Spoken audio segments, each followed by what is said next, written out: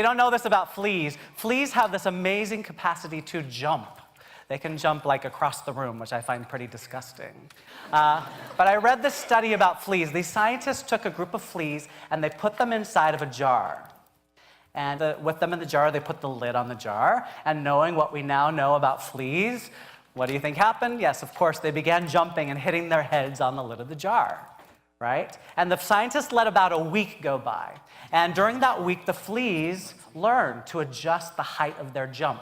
And they began just jumping just under the height of the lid of that jar, that limitation. Smart fleas, right? That way they wouldn't knock their brains out as they were jumping. And then the scientists let one more week go by. And what they noticed is that the fleas continued jumping at the very same height. They continued just jumping over where they believed the limitation of the lid was. Even though they could have jumped out to their freedom, they continued jumping just that high. And I realized when I read that study that that was me.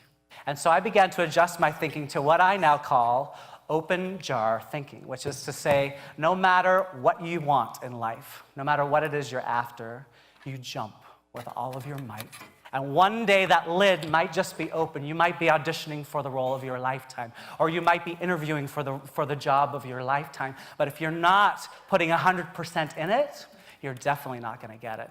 While I was still waiting for my big break in New York, one of my first jobs in the city was to teach theater after school up in Harlem. So every Thursday I would go up to Harlem and I would teach theater exercises to these kids. And on day one of our classes, the administrator told me there's this 6-year-old girl, she doesn't speak, but she likes to participate, so feel free to include her, but don't call on her and expect her to say anything because she doesn't speak. So of course I didn't. And one day I decided to do an exercise where you pretend you're a seed and you plant yourself in the ground. And so we were all scrunched up like seeds, and then you start to sprout, and then soon you become a big tree sort of swaying in the breeze. And here we are swaying in the breeze, and this girl who never spoke began jabbering away and talking. And all the other students were like, Jeff, she's talking. I said, I know, just keep being the tree. And from that day forward, that girl spoke. Whatever it was in that exercise gave this girl permission to jump out of her jar. Whatever her limitation was, I don't know if it was physical or emotional or mental or whatever it was, but suddenly being a tree allowed her to jump past that limitation. It's an important lesson for all of us, really. There's something incredibly powerful in the theater. I don't know what it is, whether it's just the act of sitting in a dark theater and watching the people on stage fighting for whatever it is that we want in life. Maybe it's that gives us the inspiration that we need in our own lives to inspire us to attack our own demons, our own limits, the lids on our jars. But it's not just actors. Yes, for actors, those people are in the audience. But if you're a mother, it's your children.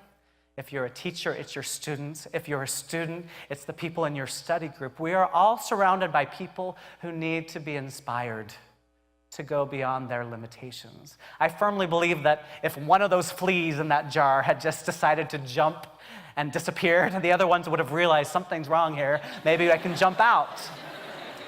I believe that's our responsibility in life. To find the courage ourselves and to jump out of our jar, to go beyond our limitations into uncharted territory and to take others with us.